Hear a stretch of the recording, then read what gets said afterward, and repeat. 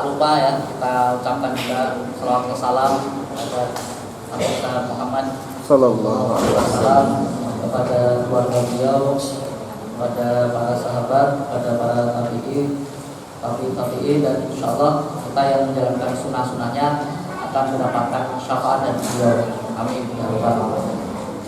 Bapak Ibu yang dimuliakan Allah, pada kesempatan pagi hari ini kita akan sedikit menambah materi tentang bioelektrik. Walaupun sebenarnya materi dasar itu sudah kita sampaikan di pelatihan BE yang pertama, level 1. Itu pelatihan dasar. Kalau itu sudah dilakukan, sudah dipraktekkan, nanti akan menemukan kasus-kasus yang pada akhirnya sudah menjadi level 4 atau 5 baru. Karena untuk misalnya nanti level 2 ini kita akan bagaimana sapu jagat yang bagus. Sapu jagat yang bagus itu bagaimana nerapi di punggung itu bisa terasa. Ini kan permasalahannya kan banyak yang di punggung nggak terasa ya. Kemudian menerapi di kepala bagaimana, di otak bagaimana. Karena di sana sumber Pak ya, dari otak, kemudian tulang belakang, sumsum itu sumbernya. Hampir semua penyakit bisa diatasi insya Allah dari punggung. Sehingga permasalahan kita di lapangan yang nggak bisa nyentuh punggung nanti akan kita selesaikan. Ada trik-triknya, ada teknik-tekniknya yang belum bisa kita sampaikan di awal. Karena ada faktor resikonya, bahayanya terkait SOP. Kalau secara misalnya SOP-nya oke sih tidak masalah. Kita khawatir ketika kita ngajari di awal nanti salah SOP berbahaya. Sehingga kita ajarkan di level 2. Nanti level 3-nya kita reposisi Pak. Jadi bagaimana cara mereposisi tulang dengan dengan bioelektrik itu bisa. Bagaimana sklerosis itu juga bisa. Bagaimana dengan bioelektrik. Ya. Dan itu semua bisa dilakukan kalau Bapak Ibu itu sudah praktek. Karena banyak yang sudah praktek dan sudah membuktikannya walaupun belum belajar level 3. Karena pada prinsipnya di level 1 itulah semuanya. Titik-titiknya yaitu titik-titiknya. Dan nanti banyak cerita Pak, kasus-kasus misalnya untuk IVI, bagaimana untuk pecah pembuluh darah di otak. Itu testimoni-testimoni itu ada di lapangan, bukan saya yang menangani. Saya sudah 1 tahun nggak megang pasien. Kita roadshow itu saya didampingi Pak Lasno dan kawan-kawan. Pak Lasno juga menyaksikan sendiri. Mungkin di sini ada yang juga hadir di pelatihan level 2 Bandung. Ada yang ikut level 2 Bandung? Bu Sofi ya. Bu Sofi mungkin bisa jadi saksi. Salah satu peserta testimoninya menangani HIV/AIDS. Ya. Kemudian waktu di Palembang ada testimoni Pak Asno, testimoni pecah pembuluh darah di otak. Permasalahannya adalah dia hemofilia. Tahu hemofilia? Jadi darahnya nggak bisa beku dia. Waktu dia hitam saja itu transfusi 15 kantong. Waktu hitam. Nah ini pecah pembuluh darah dibawa dari Bengkulu sampai ke Palembang diperiksa, tidak memungkinkan untuk operasi. Karena kalau operasi kan dibelah ya, tidak memungkinkan. Akhirnya pulang. Qadarullah ketika pulang mobilnya macetnya dekat masjid. Akhirnya dibawa ke masjid. Salah satu jamaah masjid adalah anggota perti. Diterapi 3 hari dan pulang dalam keadaan sehat. Jadi kenapa kok bisa seperti itu? Kenapa kok bisa menemukan kasus itu? Karena dari niat kita sendiri Bapak Ibu. Dan kalau Bapak Ibu ini sering menggunakan BE, insya Allah akan dipertemukan dengan pasien-pasien yang memang doanya pasien itu pengen sembuh. Sehingga Allah mempertemukan. Karena yang mempertemukan ini Allah. Kita tidak punya daya kekuatan apa-apa ya. Siapa yang sangka seorang takmir masjid kedatangan pasien dari Bengkulu, pecah pembuluh darah di otak dan dia hemofilia. Dan alhamdulillah membaik juga, sembuh juga. Kemarin terakhir kami di Blitar. Jadi kami testimoni ini bukan cuma testimoni yang baik-baik saja. Di Blitar itu ada seorang terapis yang lumayan senior pakai BE menangani kasus stroke kiri aja ringan. Tapi sudah 20 kali nggak sembuh. Sama-sama pakai BE.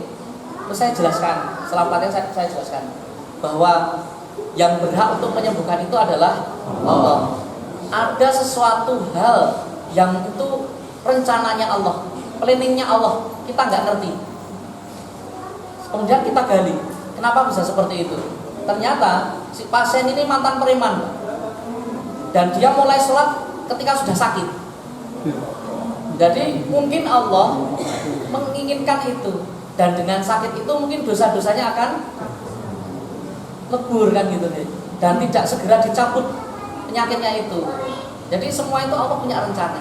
Sehingga sekali lagi, kalau semuanya sudah mengikuti pelatihan level 1, sudah mendapatkan materi ini, bahwa ketika kita sudah yakin bahwa yang menyembuhkan itu adalah Allah, metode-metode ini hanya membantu saja. Dan kalau dibandingkan, tidak ada bandingnya dengan tubuh ciptaan Allah ini ya, yang saya sampaikan itu. Kalau sudah seperti itu, yang menentukan kesehatan adalah Allah, berarti, sekali lagi saya ingatkan lagi, berarti seorang terapis itu langkah terbaiknya adalah mendekatkan diri kepada Allah. Karena yang menyembuhkan adalah Allah. Itu yang terpenting, Pak. Jangan sampai ilmu yang dititipkan kita ini yang besok akan dipertanggungjawabkan dan kita tidak bisa mempertanggungjawabkan dengan baik. Ya. Jangan sampai berpikir bahwa metode ini, ilmu ini apa saja ini ya, itulah yang menyembuhkan. Itu nanti akan bermasalah akidah kita. Oke. Ya, tidak berlama-lama. Mungkin ada nggak yang belum pernah pelatihan BE?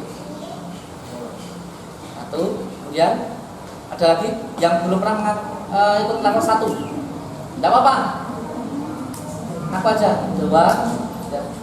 Ini menjadi tanggung jawab DPD ya. Berarti Anda harus diajarkan. Jangan sampai langsung level 2, karena nanti akan kesulitan, Pak. Level 2 itu syaratnya setrum besar. Nanti pun saya juga yakin tidak semuanya mampu, tapi paling tidak untuk pengetahuannya sudah sampai, tinggal sering praktek saja. Karena yang saya sampaikan di level 1 di pelatihan sebelumnya, tubuh ini kan terupgrade ya. Semakin sering kita melakukan terapi BE, tubuh ini akan terupgrade sehingga semakin lama semakin bisa untuk menerapi dengan strum yang besar. Seperti itu ya. Masih bingung, Pak? Kita review terapi bioelektrik. Terapi bioelektrik titik-titiknya ada berapa, Pak? Kaidahnya? 3 ya. Kaidah pertama, keluhan. Sakit. Kedua, titik-titik metode yang lain. Ketiga, rasa menjaga, ya. Kemudian selain 3 kaidah titik-titik, ada 3 teori. Teorinya adalah teori pertama, basah kering. Itu berkaitan dengan kondisi si terapis terutama ya. Ada yang basah, ada yang kering. Kalau basah dibantu dengan di mana? Di tangannya. Kalau yang kering, di mana? Kulitnya. Teori pertama. Teori kedua, tebal tipis. Itu berkaitan dengan bagian tubuh pasien yang disentuh. Ada bagian yang tebal, ada bagian yang tipis. Teori yang ketiga, pipa air. Itu berkaitan dengan besarnya arus ya. Ketika kita itu semua jari maju, berarti kita merasakan gede, pasien merasakannya kecil karena arus seperti itu. Jadi gampang, kita itu ada 3 kaidah, 3 teori, salam 3 jari. Jangan 3 istri. Pokoknya 3 itu memang saya rumuskan biar gampang diingat. 3 kaidah, 3 teori. Jadi 3 kaidah titik-titik, 3 teori. Makanya salamnya pun salam 3 jari, tapi jangan kenceng yang ibu jangan 3 istri, yang bapak-bapak 4. Enggak diem 4. Gampang ya. Kemudian untuk durasi bagaimana? Durasi menerapi baiknya bagaimana? Disesuaikan ya. Kasuistik, sesuai kasusnya. Kemudian batasan usia, tidak ada batasan usia ya. Jadi Cuman itu saja. SOP ya sudah tahu ya. Pegang dulu baru jalan. Sekarang saya kasih waktu karena prakteknya nanti gampang Pak. Dialektik kan gampang ya. Nanti kita praktek setengah jam aja bisa. Sekarang saya kasih waktu sampai jam 11 tanya jawab. Permasalahan-permasalahan apa yang Bapak Ibu ini temui di lapangan? Kasus-kasus malpraktek seperti apa? Silahkan tanyakan. Monggo. Satu monggo. Waalaikumsalam warahmatullahi wabarakatuh.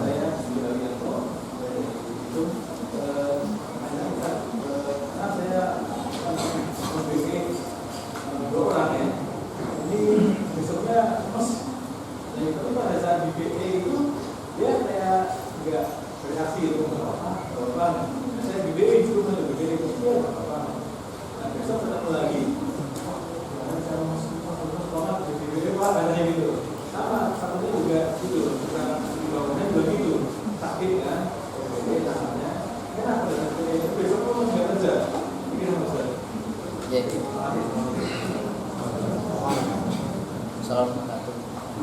Kasus pasca di terapi ya ada beberapa macam. Ada yang nanti memang karena faktor non medis ya, non fisik, non metafisik terkait dengan kontaminasi gangguan jin, itu indikasinya bisa lemes, bisa mual-mual, bisa pingsan, bisa mutah-mutah, bisa pusing. Tapi kalau terkait dengan healing krisis berbeda-beda, tergantung dari kasusnya, tergantung dari ketahanan masing-masing. Kadang ada yang bermasalah di lambung, dia akan muntah-muntah. Ya, ada yang terdetok, dia berkeringatnya luar biasa. Ada yang BAB sampai 20-30 kali. Ada yang seperti itu, Pak. Itu detox ya, dan itu berbeda-beda. Ada juga efek trauma otot. Trauma otot itu ngilu-ngilu dikarenakan terapisnya terlalu kenceng, padahal dia baru merasakan terapi dialektik sekali itu. Jadi misalnya ini ya, harusnya kalau nyentuh bahu targetnya adalah bahu bergerak gini aja ya. Kadang ada yang gini terus-terusan, nah kelamaan ketarik, nah itu pasti besok akan ngilu-ngilu, pegal-pegal. Oke. Nah kemudian bagaimana untuk mengklasifikasikan itu masuk kategori yang mana? Harus ada dialog, Pak. Harus ada diagnosa. Itu lemesnya kenapa? Misalnya ditanyakan, oh ternyata dia pernah belajar ilmu tenaga dalam. Oh ternyata dia pernah macam-macam. Berarti indikasinya itu. Macam-macam Pak ya, jadi ditanya.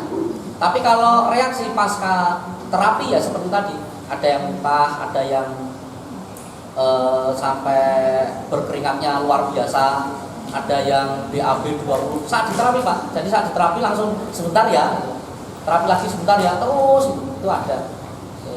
Ada yang pusing, ada yang mual-mual, muntah, ada yang macam-macam, dan itu berbeda-beda. Itu oke. Monggo yang lain, tanya yang lain. Monggo.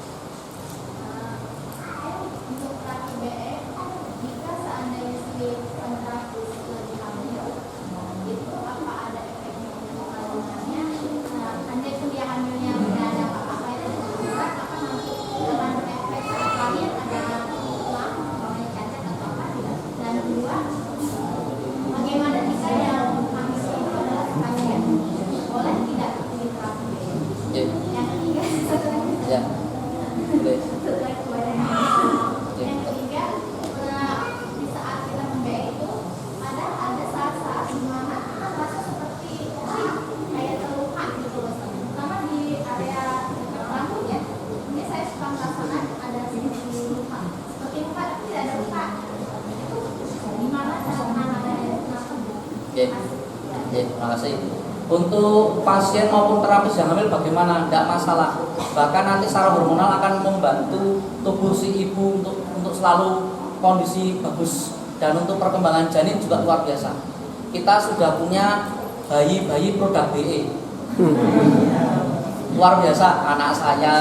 Kemudian belum lama ini putranya Pak Cepi itu ya, sampai hamil berapa tuh masih menerapi dalam kondisi hamil besar.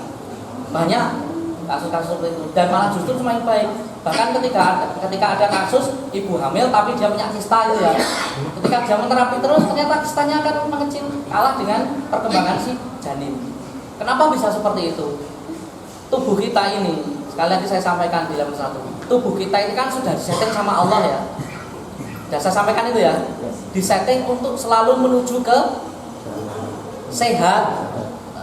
Semuanya Pak, sebenarnya ketika ada benda asing dalam tubuh kita, itu sebenarnya tubuh kita itu akan memerangi itu dengan sistem macam-macam Pak, yang sangat rumit dalam tubuh kita itu. Makanya ada kelenjar apa? Tiroid dan macam-macam. Nanti akan memproduksi hormon macam-macam, enzim macam-macam. Karena tubuh kita itu sudah tersetting sejak awal itu selalu untuk menuju yang sehat. Kedip mata itu ada karena apa? Mata butuh kelembapan. Adanya batuk itu karena kita harus membersihkan paru-paru. Semuanya sudah disetting ya. Sistem yang begitu luar biasa ini ada dalam tubuh manusia. Bahkan kemarin kita contohkan misalnya totok punggung misalnya. Dialektik boleh, totok punggung boleh. Misalnya yang totok punggung ini Bekasi ya. Totok punggung itu kalau untuk penyakit hipertensi bisa nggak? Bisa ya. Oke, berarti totok punggung bisa menurunkan tensi ya. Pasien dengan tensi 200 di totok punggung kemudian turun ya 150, totok punggung lagi turun ya 100, totok punggung lagi turun nggak? 50, totok punggung lagi turun jadi 10. Enggak ya? Berarti totok punggung tidak menurunkan tensi. Sepakat nggak? Sepakat. Itu berlaku ke semua Pak. Totok punggung juga, misalnya ada pasien darah rendah, bisa nggak di totok punggung kemudian tensinya naik? Bisa ya? Berarti pasien yang tensinya 60 di totok punggung jadi 100, totok punggung lagi jadi 150, totok punggung lagi jadi 200, totok punggung lagi jadi 500, gitu Pak? Tidak ya? Tapi kemana arahnya nanti? Normal. Ke normal, Default. ke sehat Pak. Yang membuat standar sehat kemudian berhenti itu siapa? Allah dengan sistem itu. Jadi bukan metodenya. Kalau metodenya nanti kita keliru. Bioelektrik selalu saya sampaikan. Osteoporosis di lutut, pengeroposan tulang, di bioelektrik kok sembuh? Apakah listrik mengandung kalsium? Kan enggak ya. Itu listrik yang bersentuhan langsung Pak. Nah yang hipnoterapi bagaimana? Yang hipnoterapi ketika menerapi hanya dengan kata-kata, apakah kata-katanya ini mengandung vitamin? Masuk ke dalam darah itu? Enggak kan? Direspon otak, kemudian otak bekerja secara sistem. Tubuhlah yang luar biasa. Paham ya maksud saya? Itu. Kemudian healing krisis bagian dari itu Pak. Yang tadi sekalian, healing krisis bagian dari itu. Termasuk kista itu bagian dari itu sistem yang akan diperangi. Sebenarnya kista itu diperangi oleh tubuh kita itu. Kanker itu diperangi juga. Ketika kita ada luka, nanti kelenjar getah bening kita akan bengkak Pak.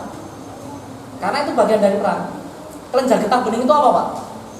Bahasa logikanya Ya, imunitas. Kelenjarnya kita getah bening ya.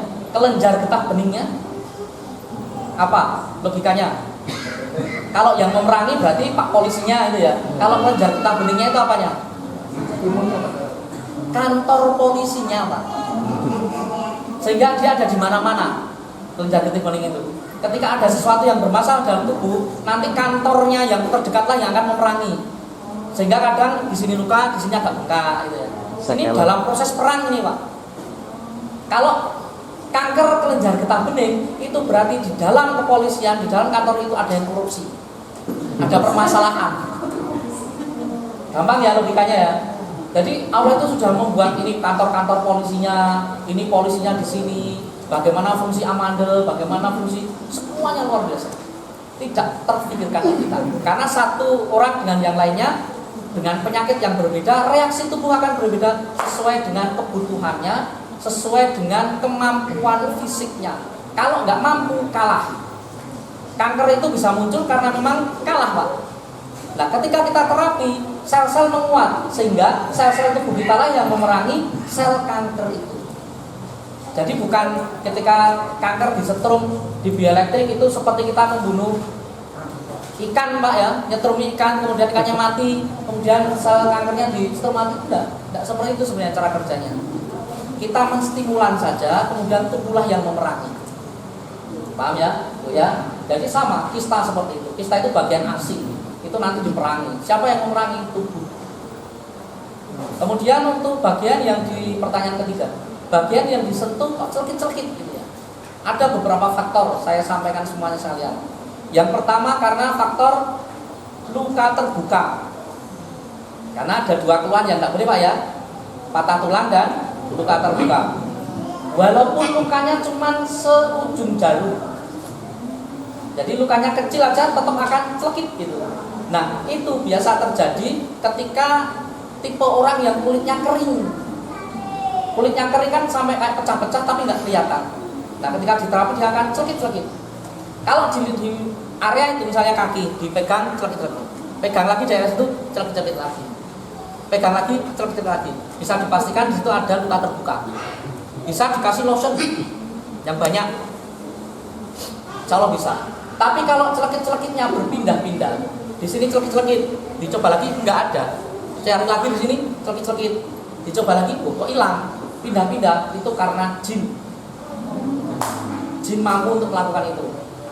Yang ketiga, area rambut seperti yang disampaikan tadi, sini bahkan kepala, karena rambut itu isolator. Jadi ada kalanya ketutup, ada kalanya kena gigit, ketutup, nggak terkontrol, sehingga akan seakan-akan celkit-celkit. Itu hanya karena apa ya? Tidak menyentuh secara sempurna dan yang tersentuh itu sedikit, akhirnya terkonsentrasi. Solusinya kalau di kepala bagaimana?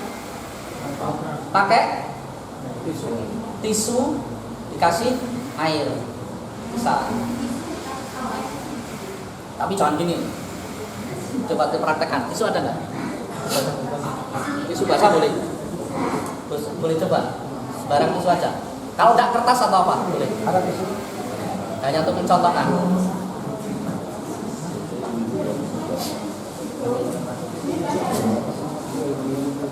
Ustaz. Ya. Ini sembarang aja. Nggak usah ini aja. Nanti tisu seperti ini dipotong ya, kecil aja.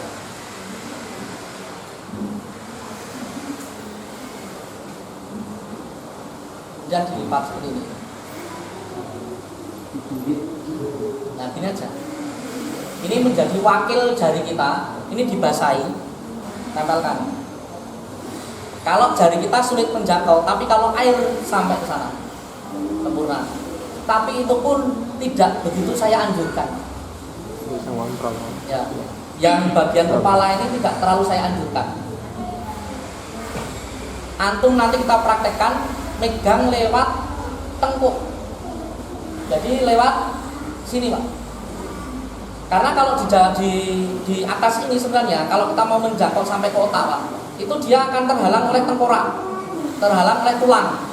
Tapi kalau kita ngambilnya dari sini Pak, dari bawah tengkorak itu, nanti malah bisa masuk. Nanti kita praktekkan, itu salah satu materi nanti. Karena banyak penyakit-penyakit yang di kepala ya, migrain, vertigo, kanker otak dan lain-lain. Nanti kita tunjukkan. Jadi rasanya sampai ke semuanya, ke semua bagian masuk. Kalau di sini hanya sekedar kebanyakan hanya di permukaan kulit saja, dan itu tipis. Ketika nanti nyetrumnya besaran dia akan sakit kayak kepaku kepalanya, sakit ya. Jadi permasalahan di rambut karena itu ya. Ada yang lain monggo tadi? Ada pertanyaan yang lain? Salam. Saya mau menanya, pernah menangani masalah dengan asam urat Pak. Ketika kita BD, kita yang terapisnya itu merasa kewalahan dengan tingginya setrum yang luar gitu Pak. Jadi dia tuh nggak terasa. Solusinya gimana? Disentuh di kakinya. kakinya ya. Dia nggak berasa ada setrum masuk di situ. Ya itu. Jadi kalau untuk permasalahan asam urat yang sudah membengkak Pak ya, Iya. sama yang sudah membengkak, berarti dia di bengkakan itu termasuk kategori bagian yang tebal. Iya. Sehingga memang kalau bagian yang tebal, biasanya terapisnya sudah kenceng, pasiennya belum terasa. Kan gitu ya? Dia nggak terasa itu ya. Tapi kalau nanti bapak itu setrumnya sudah gede, kayak Pak Sadiman, kayak Pak Wid, kayak Pak Lasno itu, pasti terasa. Bagaimana untuk menjangkau itu? Sering-seringlah menggunakan bioelektrik. Nah kalau saya belum bisa menjangkau itu bagaimana? Nanti ada triknya akan kita ajar. Ya, nanti ada caranya. Paling tidak setrum bapak akan meningkat semua. Saya harapkan semuanya nanti bisa menerapi punggung. Karena di punggung itu, tulang belakang itu, di ruas seratnya itu tempat akar-akar syaraf Pak. Semua permasalahan, semua organ-organ dalam lewatnya situ, terhubung oleh tulang belakang. Jadi ketika itu kita bisa menerapi lewat itu, insya Allah hasilnya luar biasa. Yang lain? Ada pertanyaan lain? Waalaikumsalam warahmatullahi wabarakatuh.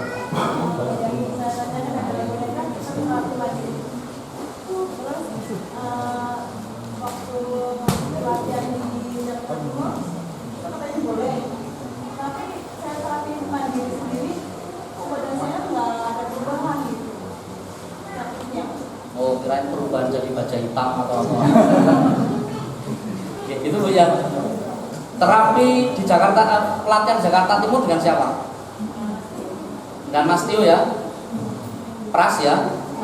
Si Pras itu belajarnya dari Pak Lasno, bukan langsung dengan saya. Pak Lasno belajar dari Pak Sutrisno. Pak Sutrisno baru belajar dari saya. Pak Lasno mengakui bahwa sanatnya seperti itu. Karena saya sudah sejak zaman dulu mengajarkan bioelektrik ini, sampai teman-teman Jawa Timur, Madura itu datang ke Jogja. Jadi kalau ada yang terapi bioelektrik itu sebenarnya kalau dituntut sanatnya itu bisa sampai. Nah kebetulan si Pras nggak ngakui. Si Pras nggak ngakui saya gurunya, nggak mengakui Pak Lasno sebagai gurunya. Akhirnya Pak Pras sekarang buat alat sendiri, buat pelatihan sendiri, boleh duit pakai ini ya, gitu kan? Dia nggak bicara tentang keberkahan ilmu, tujuan kita dakwah dan sebagainya. Hanya mohon maaf seberapa sih untungnya, gitu ya. Nah di kita tidak boleh terapi mandiri. Karena apa? Ada resikonya. Misalnya kalau kita sampaikan ini bahwa terapi mandiri boleh, gitu ya. Nanti kalau sudah secara umum itu menjadi sebuah aturan boleh, semua orang nanti langsung bisa terapi mandiri. Karena kan gampang ya, cuma ngijing itu tak ya. Nah ketika nanti dilalai, kebetulan kok yang mau terapi mandiri itu adalah orang indigo atau orang yang punya permasalahan gangguan jin dan reaksinya adalah pingsan, itu berbahaya. Ya berdiri kayak gitu pingsan, jatuh, ada apa-apa, kira-kira visumnya adalah bioelektrik atau indigonya. Paham ya? Karena yang diterapi pegang ini langsung pingsan banyak Pak. Dan 100% indigo. 100% indigo. Satu. Kedua, kalau nanti ketemu dengan pasien yang keluhan diabetes, tapi diabetes yang neurotik, dia yang komplikasinya menyerangnya saraf, itu bermasalah juga. Karena dia itu jarinya diginikan aja dia nggak terasa. Jari kaki itu diginikan nggak terasa. Dia pakai sendalnya lepas pun dia nggak terasa. Ini hati-hati. Bahkan refleksi pun berbahaya loh Pak sebenarnya. Karena dia sarafnya sudah lemah, dia rusak. Ketika sering dipencet, bisa menimbulkan luka. Itu kasus sudah banyak. BE sama. Kasus kalau yang pernah dengar, ada yang dari Bandung. Di Bandung itu pasiennya diabetes seperti itu, waktu terapisnya ada. Terus terapisnya, Pak tolong ya Pak, Bapak terapi mandiri dulu, injak ini 15 menit, nanti saya sholat dulu. Setelah sholat saya balik lagi. Belum sampai 10 menit, itu pasien nggak terasa seterusnya, ditengok bengkak. Akhirnya bengkaknya nggak cuma segini Pak, sekaki segini. Akhirnya bawa opnam. Jadi hati-hati, tidak boleh. Siapa yang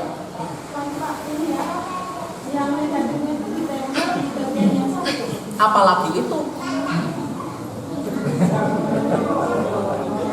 Ya toh, yang ditumit yang jauh saja bermasalah, apalagi nanti sakit gigi, yang positif disiapkan, yang negatif ini ya gitu kan. Saya ya tahu persis Bu, teknik-teknik kayak gitu, saya melakukan itu dulu. Tapi itu kan ada resikonya, dan saya untuk membuat aturan itu bicaranya kemaslahatan. Kalau untuk saya sendiri, saya sudah bisa, saya sudah tahu kondisi saya seneng gitu, bisa saja gitu. Tapi tidak bisa dibuat sebuah aturan dan kita melarang itu. Kalau ada yang melakukan itu, kami tidak tanggung jawab karena itu di luar SOP kami. Oke, sampaikan salam ke Mas Tio. Masih sering ada kan? Itu broadcastnya masih. Oh ya, alhamdulillah.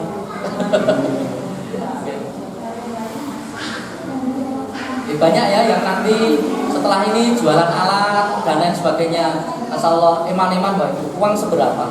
Padahal antum ini mengikuti kegiatan-kegiatan seperti yang sering saya sampaikan tadi. Akhirat itu kita kejar, dunia itu akan melayani. Tidak usah bingung-bingung. Yang sering saya jadikan contoh Umunisa gitu ya. Tuh Umunisa itu Bu Panti itu, Bu Panti.